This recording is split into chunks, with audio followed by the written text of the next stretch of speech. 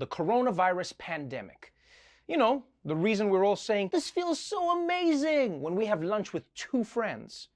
So let's check in on the latest developments in another episode of Keeping Up with Corona.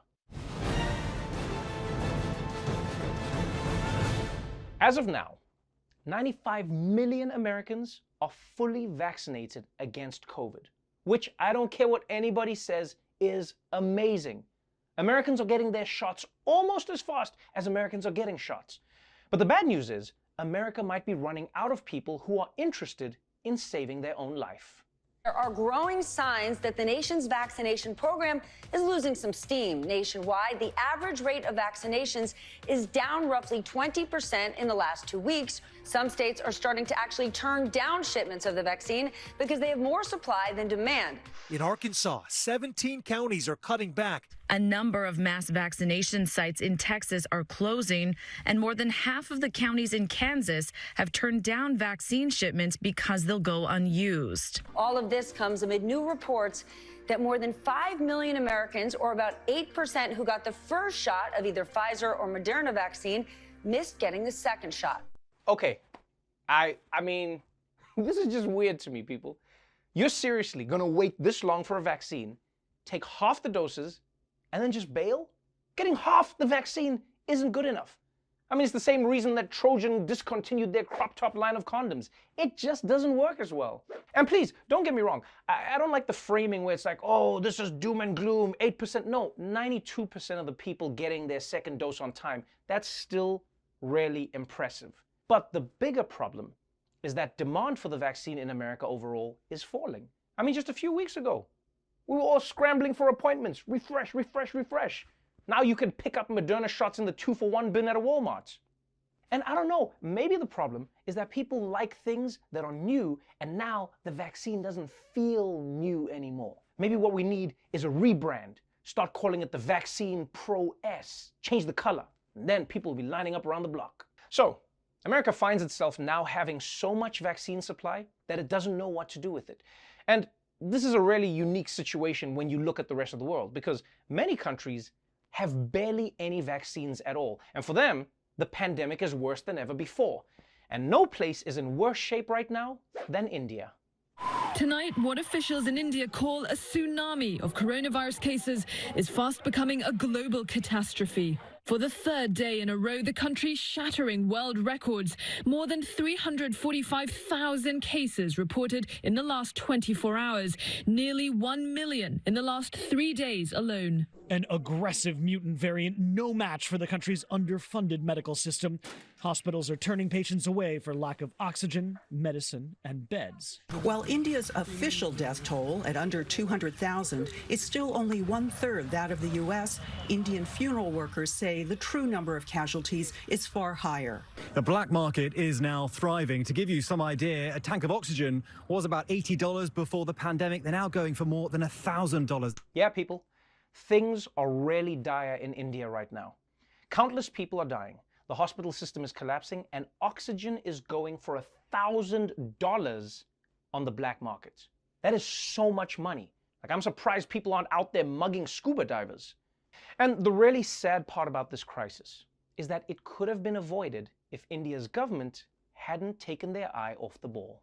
Only 2 months ago, it looked like India had avoided the worst. The government relaxed rules, even allowed a huge Hindu festival just a few weeks ago. In recent months, even as cases rose, Prime Minister Narendra Modi hosted huge political rallies, flouted social distancing, and allowed mass gatherings. Thousands of people have been taking to Twitter with trending hashtags like Resign Modi, Super Spreader Modi. And the reason is because Prime Minister Modi's ruling political party has been holding rallies. The government of Narendra Modi has contacted Twitter to censor some of the tweets that have been highly critical of his government's mishandling of this second wave. And interestingly, Twitter complied, removing some of these tweets. Okay, you know things are getting bad when a leader's response to criticism of his failures is to try and shut down the criticism, not the failures. We've got to stop the spread of these mean tweets about me. Honestly, you know who must be so jealous of Modi right now? Donald Trump. Yeah, because Modi's got it on lock. He got Twitter to censor his enemies. He's out here holding huge rallies in the middle of a pandemic. And he's even got the skin tone that Trump has been trying to get for years. And look, maybe Modi thought there were good reasons to let crowds gather indoors, but I'll say it again. The virus does not care why you're gathering. It's still coming to get you. But look, regardless of how it got there, India is in a really, really bad place right now. And it needs help from the rest of the world before things get even worse. Thankfully, the United States has stepped up to grudgingly answer the call. Tonight, a global response to the COVID crisis ravaging India, as the U.S. pledges immediate medical aid, including drug treatments, rapid diagnostic COVID-19 testing kits, ventilators, PPE, oxygen supplies, and ingredients for producing vaccines. The United States is partially lifting a ban on exports of the materials needed to make coronavirus vaccines in India. The move is an abrupt policy change for the Biden administration, which had previously denied the request to allow the exports, claiming their focus was on vaccinating Americans. The United States' first answer when this was discussed last week was, well, America comes first. That's what we heard from the State Department. The United States, first and foremost, is engaged in an ambitious and effective and so far successful effort to vaccinate the American people. Okay. Yeah, this is good. Look, I'm glad to see America sending something to the rest of the world that doesn't have the name of the wrong Super Bowl winner printed on it, but I still feel like America could be doing a lot more. I mean, just today, America announced that it would start sharing its massive stockpile of millions of doses of the AstraZeneca vaccine, which, by the way, America has been sitting on for months, even though it doesn't need it. Doesn't need it, but just has it. So America's basically treating these vaccines like it was the old can of pumpkin puree in the back of the cabinet. I mean, you knew you were never going to use it, but you still held on to it way longer than you should, because maybe, just maybe one day, someone will be like, I'm dying, I need pumpkin puree. Ha ha! Got some in the back of my cabinet. And don't get me wrong, I know that a country's priority has to be looking after its own people, but don't forget that it makes America safer when Corona is under control in the rest of the world. Because the more Corona has time to run wild, we've seen the more opportunity it has to mutate and become more deadly. And trust me, if a bad mutation emerges, it's gonna come to America.